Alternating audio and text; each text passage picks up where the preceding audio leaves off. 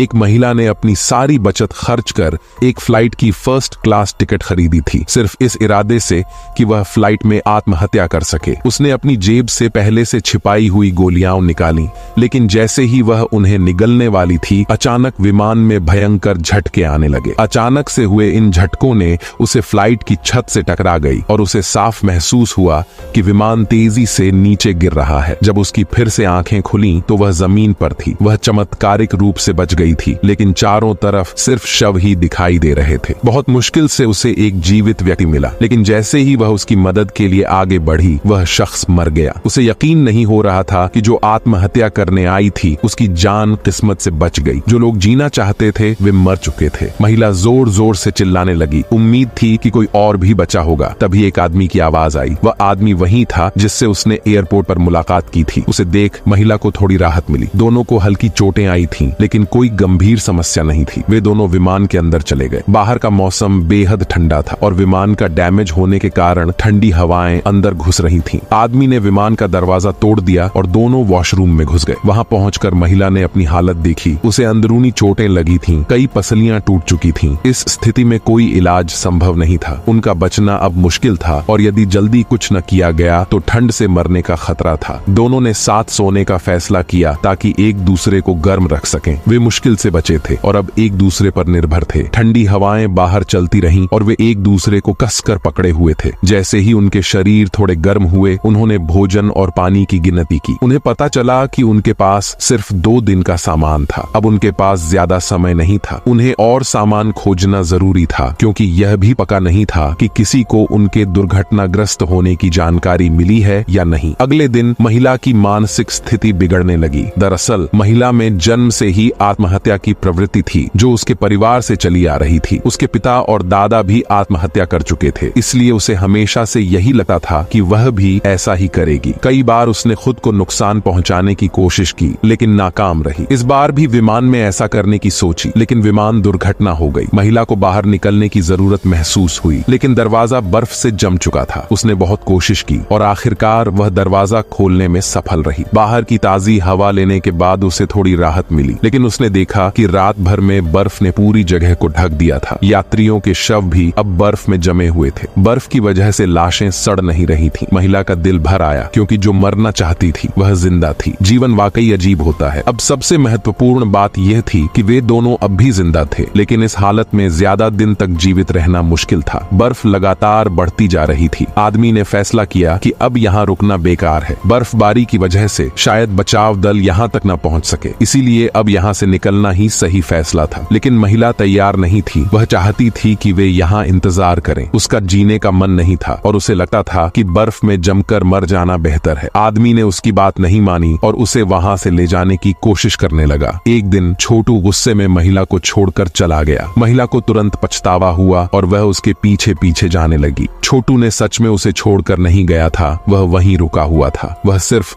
दुर्घटना में मारे गए लोगों को देखकर दुखी था। उसे एहसास हो रहा था कि मौत कितनी करीब है। अगर उसकी किस्मत अच्छी न होती तो वह भी उन लोगों के साथ होता। वे दोनों बर्फीले पहाड़ों पर चलते रहे, लेकिन किसी भी इंसान का कोई निशान नहीं मिला। छोटू समझ गया कि इस तरह के माहौल में जीवित रहना मुश्किल है, इसलिए उन्हें पहाड़ से नीचे उतरना होगा। महिला डरने लगी और वापस लौटने की बात करने लगी। इस पर छोटू ने उसे चिढ़ाते हुए कहा कि मरने की बात करने वाली अब डर रही है। आखिरकार छोटू ने उसे नीचे उतरने के लिए मना लिया। दोनों ने बिना किसी सुरक्षा के हाथों से पहाड़ पर चढ़ाई शुरू कर दी। ये बेहद खतरनाक था और जरा सी चूक से उनकी जान जा सकती थी। शुरुआत में सब कुछ ठीक चल रहा था, लेकिन फिर एक बड़ी चट्टान ने उनके रास्ते को रोक दिया। वे दोनों घबरा गए, क्योंकि पीछे मुड़ने का मतलब और भी ज्यादा खतरे में पड़ना था। अब उनके पास बस एक ही रास्ता बचा था, कूद जाना। छोटू ने पहले कूदने का फैसला किया ताकि महिला को यकीन हो सके। छोटू को सुरक्षित देखकर महिला ने भी हिम्मत जुटाई और कूद गई। नीचे एक पेड़ की मदद से वे दोनों सुरक्षित बच गए, हालांकि कुछ चोटें आईं। थोड़ा आराम करने के बाद वे आगे बढ़े और एक बार फिर बर्फीले पहाड़ों में पहुंच गए। रास्ते में छोटू ने एक गुफा देखी, लेकिन जैसे ही वे अंदर जाने वाले थे उन्हें एक भयानक मंजर दिखा, हिमस्खलन। महिला को चेतावनी देने का छोटू ने पूरा प्रयास किया, लेकिन हिमस्खलन की गति इतनी तेज थी कि वे दोनों उसके अंदर दब गए। न जाने कितना समय बीत गया। छोटू ने होश में आते ही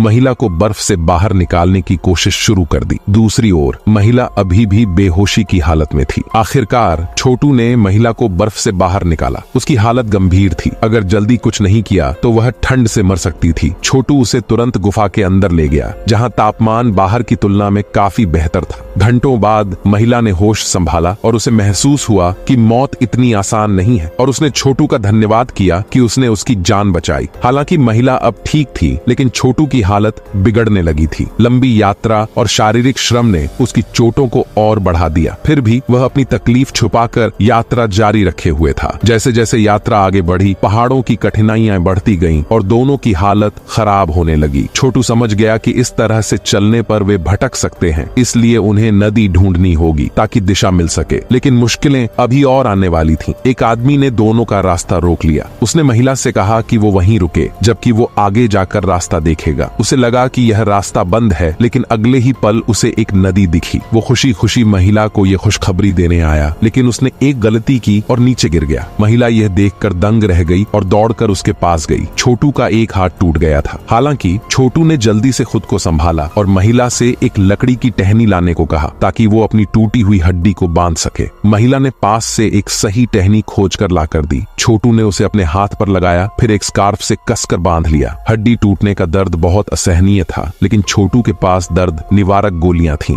जो भले ही एनेस्थीसिया जैसी असरदार नहीं थीं, लेकिन कुछ हद तक दर्द को कम कर सकती थीं। छोटू की हालत अब इतनी गंभीर थी कि उसे तेजी से चलना मुश्किल हो रहा था। महिला ने उसका सहारा लिया और धीरे धीरे आगे बढ़ने लगे। खुशकिस्मती से छोटू की टांग नहीं टूटी थी, जिससे वे आगे बढ़ते रहे। समय के साथ दोनों के बीच एक भावनात्मक रिश्ता बनने लगा, लेकिन छोटू की हालत बिगड़ने लगी। अब उसके मुंह से खून निकलने लगा था और उसका पेट गहरे नीले रंग का हो गया था। छोटू नहीं चाहता था कि उसकी वजह से महिला को कोई परेशानी हो। उसने महिला से कहा कि वो जिंदा रहे और अपनी जिंदगी को जीने का प्रयास करे, मरने का ख्याल छोड़ दे, क्योंकि दुनिया में जीने के लिए बहुत कुछ है। उसकी बात सुनकर महिला फूट फूट कर रोने लगी। छोटू ने महिला को सारी दर्द निवारक गोलियां देकर कहा कि वो उसे जल्द से जल्द बचाने के लिए किसी को बुलाए। महिला को अलविदा कहने के बाद छोटू समझ गया कि उसकी हालत ऐसी नहीं है कि वो बचाव दल का इंतजार कर सके। यह विदाई अंतिम विदाई थी। महिला भी नहीं जानती थी कि वो इस विशाल पर्वत से बचकर निकल पाएगी या नहीं। महिला लगातार चलती रही, लेकिन 3 दिन से बिना खाना खाए